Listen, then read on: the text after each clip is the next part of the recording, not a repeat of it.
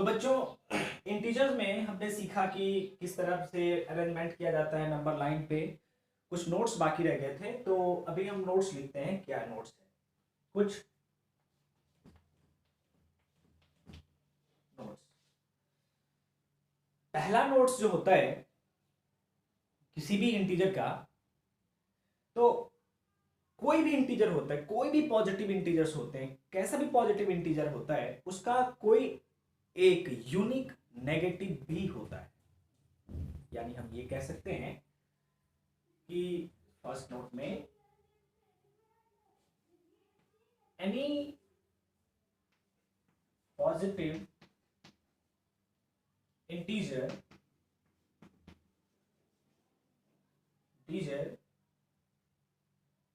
have has a unique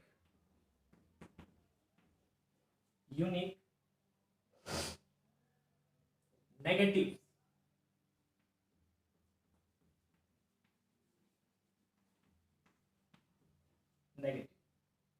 integer. तो कोई भी पॉजिटिव इंटीजर होता है, उसका अपना कोई ना कोई एक नेगेटिव इंटीजर भी होता है। जैसे एग्जांपल में आप देखें, जैसे 1 है तो 1 का -1 होगा, 2 का -2, 3 का -3। मतलब इस तरीके से आप अगर देखें तो ऐसा कोई भी इंटीजर, पॉजिटिव इंटीजर नहीं मिलेगा जिसका अपना कोई नेगेटिव ना हो। दूसरा जो नोट्स है उसको ध्यान देना है। सेकेंड नोट्स क्या कहता है? The sum of the positive integer and its negative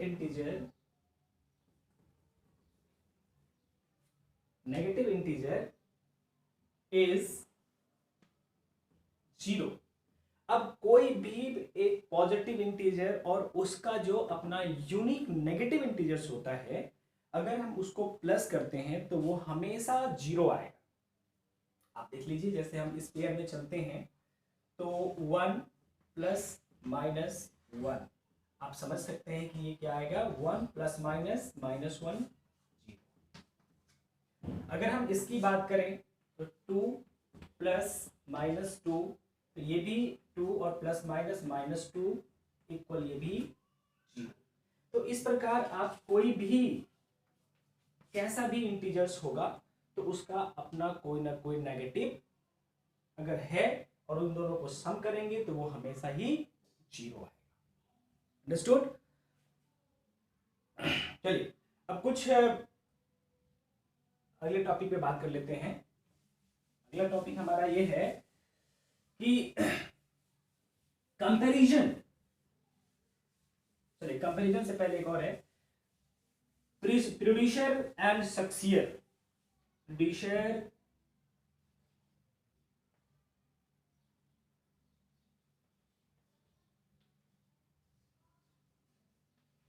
producer and successor.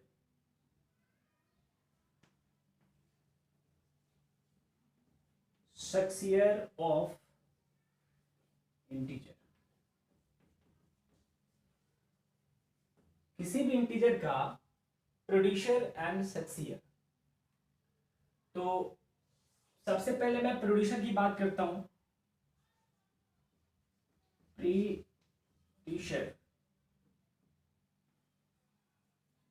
Producer क्या होता है कि कोई भी इंटीजर हो, उस इंटीजर का लेस देन 1 यानी just behind the given integer, उस नंबर का जस्ट पीछे वाला जो नंबर होगा वही उसका प्रोड्यूसर कहलाएगा।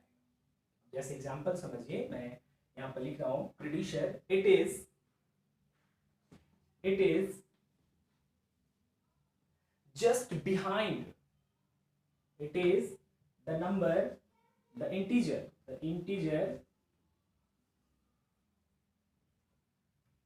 just behind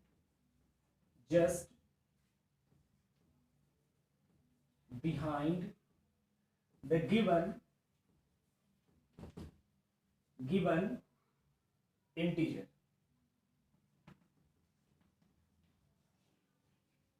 जस्ट बिहाइंड, ठीक उसके पीछे।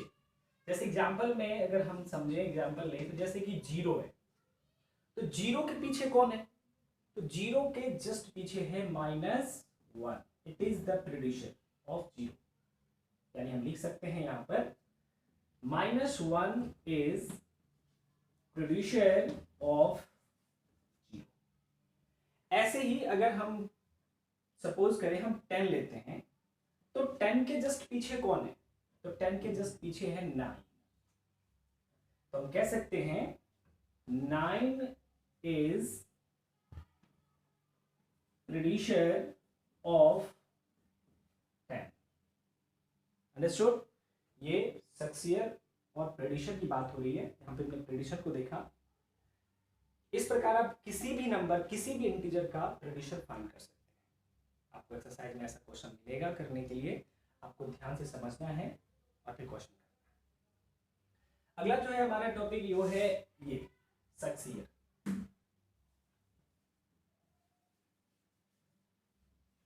सक्सियर, अब ये सक्सियर क्या है? तो ये सक्सियर हम इसे ऐसे कह सकते हैं, it is the just reverse of predecessor. It is the just reverse of predecessor. ये प्रेडिशन का जस्ट उल्टा है। आप ध्यान से देखिए, यहाँ पे क्या कह रहा है कि it is the integer just behind the given integer. ये जस्ट बिहाइंड है, लेकिन वो जस्ट आफ्टर होगा, जस्ट आफ्टर। यानी कह सकते हैं हम it is the integer just after of the given integer। ठीक दिए गए इंटीजर का जो आगे का नंबर होगा वही। अगर एग्जांपल में हम समझें यहाँ पर, तो जैसे कि मैं मान लीजिए मैं फिर से मैं 0 ले रहा हूँ, तो आप ये सोचिए कि 0 के जस्ट आफ्टर क्या आने वाला है? 0 के जस्ट आफ्टर आने वाला है 1। तो इस 1 को हम बोलेंगे सक्सियर ऑफ 0, सक्सियर ऑफ 0। आप मैं इसे इस तरह से लिखें, 1 is successor of 0। 1 is successor of 0। अगर हम, जैसे मैंने यहाँ पे 10 लिया था, अगर यहाँ भी हम एग्जाम्पल 10 ही लेते हैं, तो आप 10 के जस्ट आगे आइए। 10 के आगे क्या है? 11। 11 इज सक्सियर ऑफ 10। इस प्रकार हम सक्सियर और प्रेडिशन किसी भी इंटीजर का फाइंड कर सकते हैं, वही आसानी से, बिल्कुल इजी तरीके से। जिस तरह का आपने देखा कितनी आसानी से फाइंड हुआ है, ऐसे ही आपको फाइंड करना है। ओके, चलिए उसके बाद थोड़ा समझते हैं। उसके बाद एक टॉपिक है, फिर बात करेंगे कंपैरिजन, कंपेयर करना है, कंपैरिजन ऑफ इंटीजर।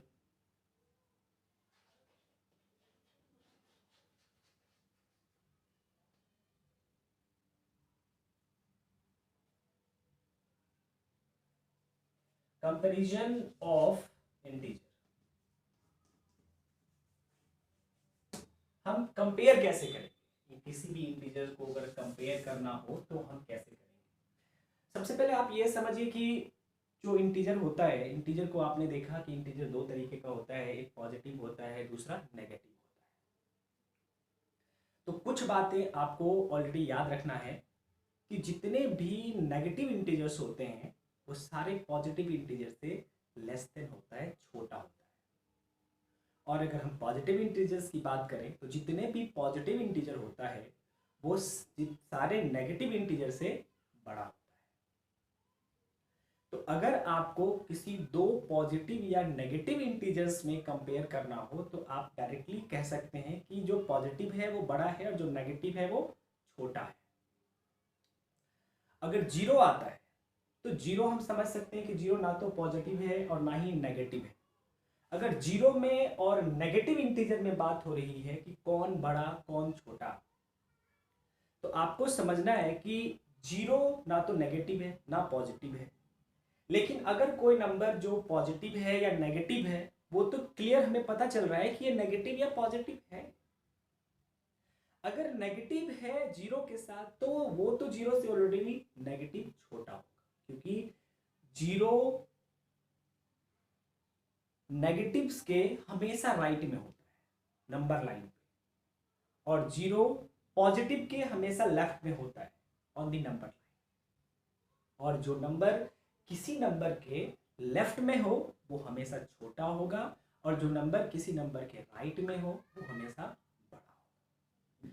कंफ्यूजन यहां आती है कि जब दो पॉजिटिव इंटीजर्स में कंपेयर हो या कोई दो नेगेटिव इंटीजर्स में कंपेयर हो, तब कंफ्यूजन होता है। वैसे पॉजिटिव इंटीजर्स में आपको कोई दिक्कत नहीं है,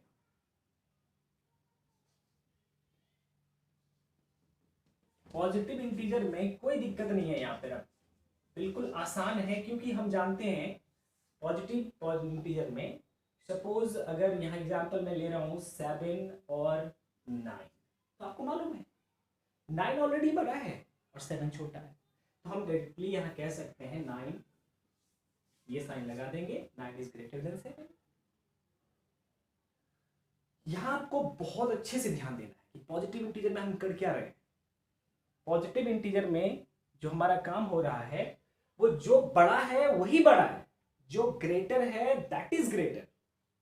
लेकिन अब एग्जाम्पल में अगर और आपको एग्जाम्पल दूं तो आप ऐसे समझ सकते हैं कि कोई भी एग्जाम्पल जैसे 100 है और 99 है, तो आप खुद समझिए ना, ये पॉजिटिव है और पॉजिटिव में आप जानते हैं कि 100 99 से बड़ा होता है, यानी 100 इज ग्रेटर देन, यानी पॉजिटिव में वही नंबर बड़ा है जो नंबर इन दोनों सीरीज में या दो से ज्यादा का सीरीज होगा उसमें बड़ा है, तो वही बड़ा होगा। लेकिन अगर इस तरीके का आ जाए नेगेटिव इंटीजर में,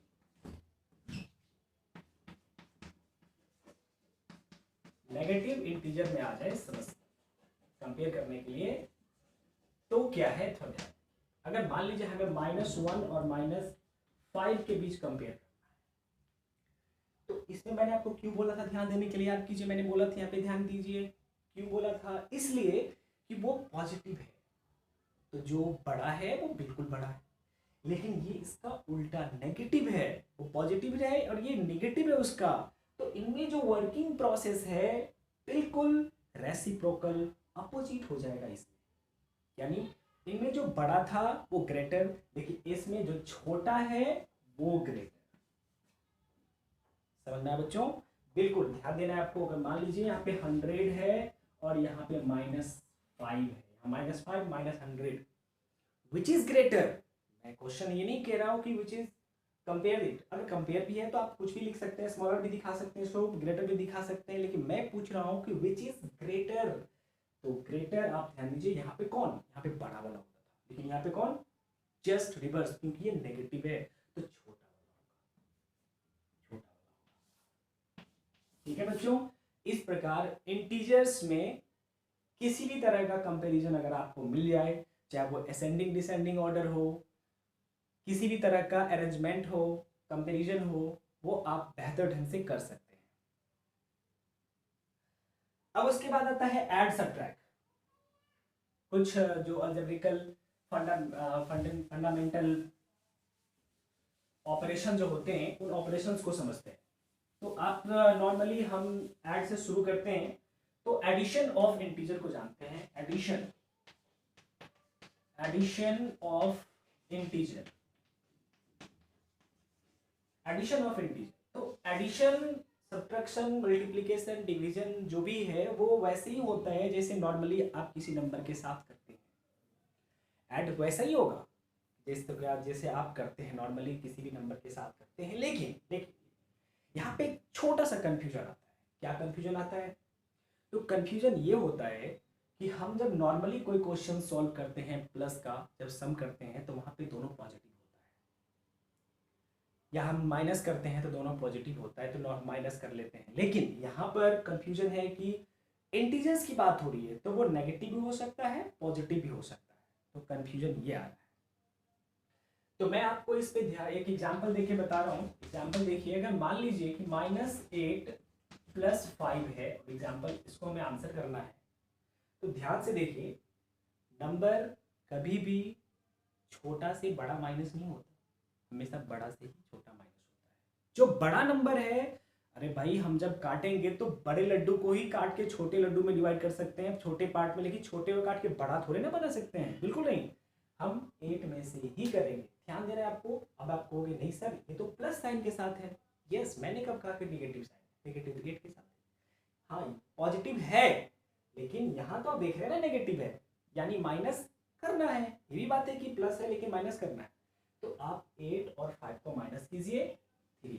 लेकिन अब आपको ध्यान देना है कि जो माइनस साइन की मैं बात कर रहा हूँ, वो माइनस साइन आखिर है किसके साथ, किस संख्या के साथ है, किस नंबर के साथ है, बड़े के साथ है या छोटे के साथ है। अगर बड़े के साथ है तो आप माइनस लगा दीजिए, अगर छोटे के साथ है तो मत लगाइए। जैसे मैं एग्जांपल एक और दे रहा हूँ आपको, जैसे 10 - 5।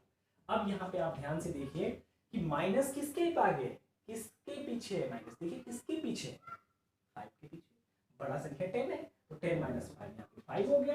यहाँ पे आपको माइनस लगाने की कोई जरूरत नहीं, क्योंकि बड़े वाली संख्या के पास ऑलरेडी प्लस साइन है।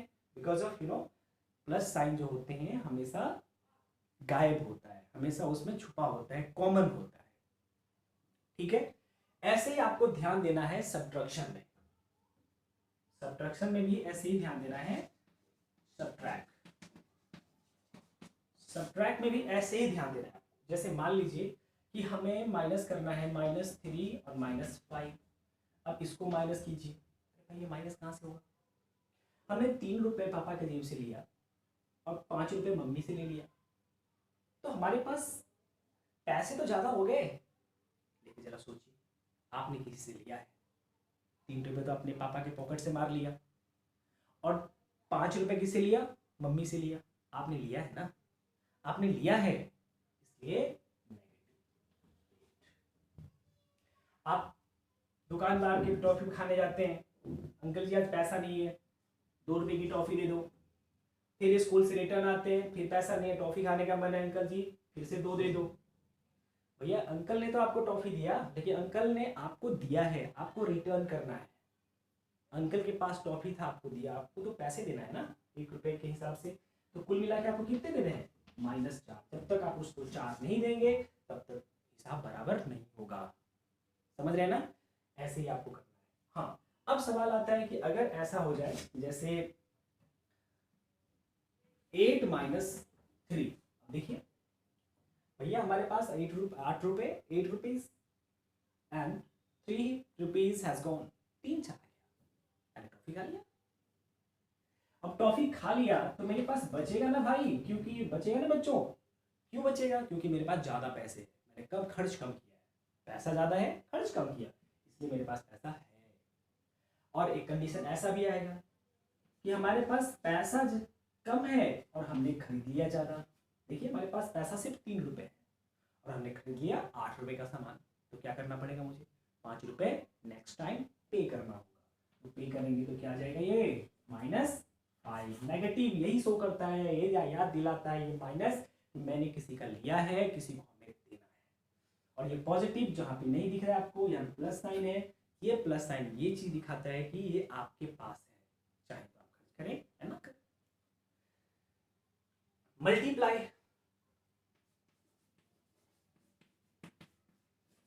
मल्टीप्लाई की बात करते हैं।